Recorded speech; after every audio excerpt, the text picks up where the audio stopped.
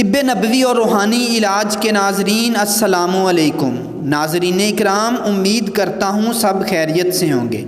ناظرین اکرام، آج کی اس ویڈیو میں ہم سورۃ مزمل کی فضیلت اور اہمیت کو دیکھیں گے۔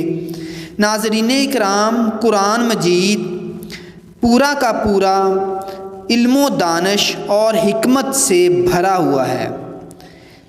اس کے علاوہ سنت رسول صلی اللہ علیہ وآلہ وسلم ہمارے لیے مشعل راہ ہے۔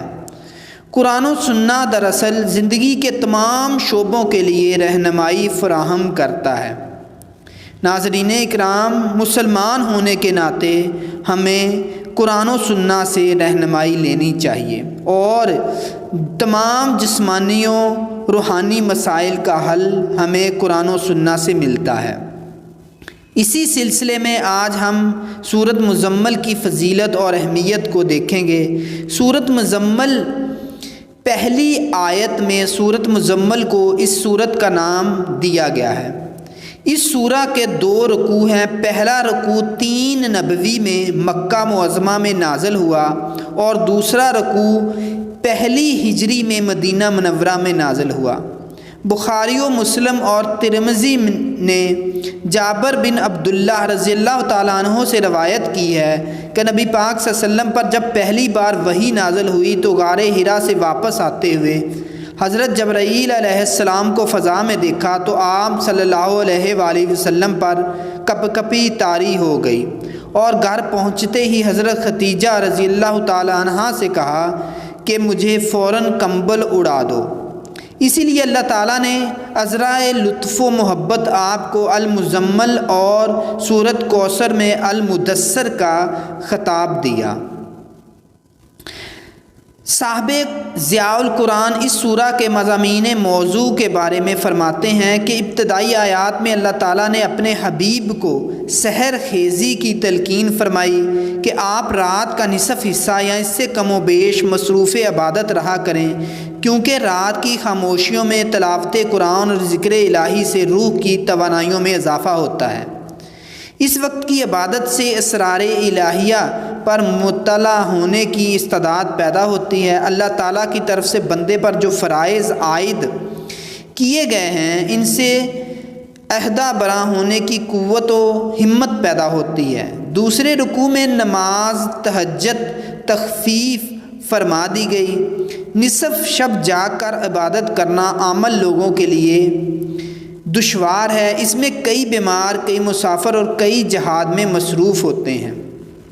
دن بھر کی تھکاوٹ ان کو چور چور کر دیتی ہے، اس لیے ان کے لیے نرمی فرما دی گئی کہ جتنی دیر آسانی سے تلاوت و عبادت ہو سکے اتنا ہی کافی ہے۔ فرض نمازوں کی سختی سے پابندی کریں اور زکوٰۃ ادا کرنے میں سستی کا مظاہرہ نہ کریں۔ سید قطب شہید فرماتے ہیں کہ اس سورہ کا سبب نزول یہ ہے کہ قریش دار الندوہ میں نبی پاک صلی اللہ علیہ وسلم کے خلاف خفیہ تدابیر کرنے کے لیے آپ صلی اللہ علیہ وسلم کی لائی ہوئی دعوت کے خلاف سازش کرنے کی خاطر جمع ہوئے۔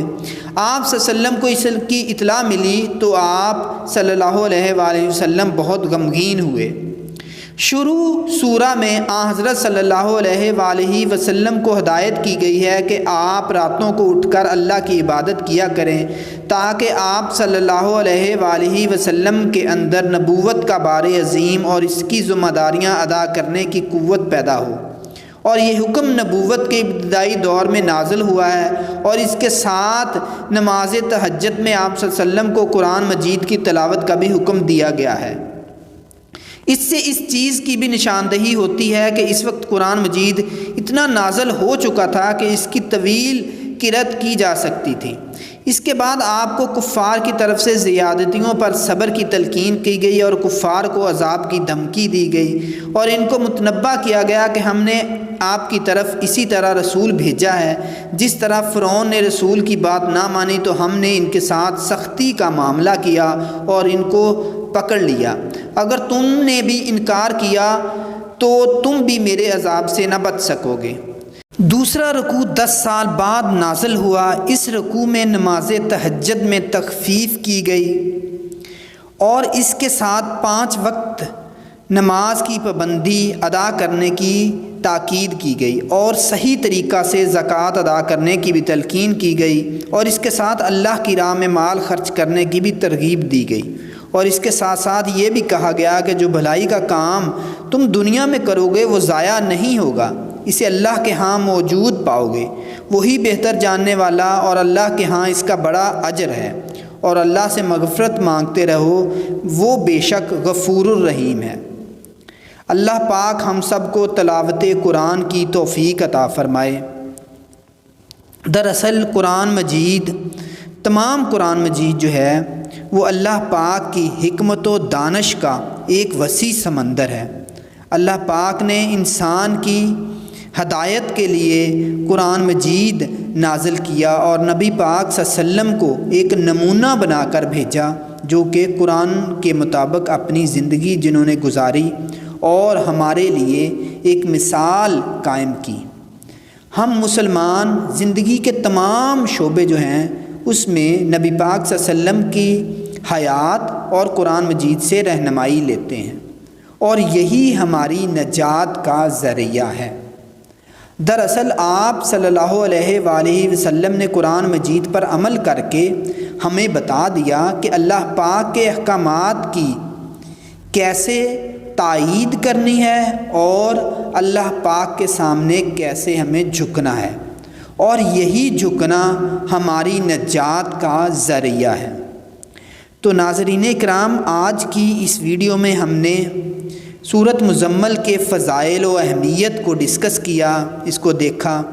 سورۃ مزمل کے ایک وظیفہ میں انشاءاللہ نیکسٹ ویڈیو میں آپ کے سامنے بیان کروں گا۔ تب تک کے لیے اجازت چاہوں گا۔ اللہ پاک آپ کو بہت ساری آسانیاں نصیب فرمائے اور آسانیاں بانٹنے کی توفیق عطا فرمائے۔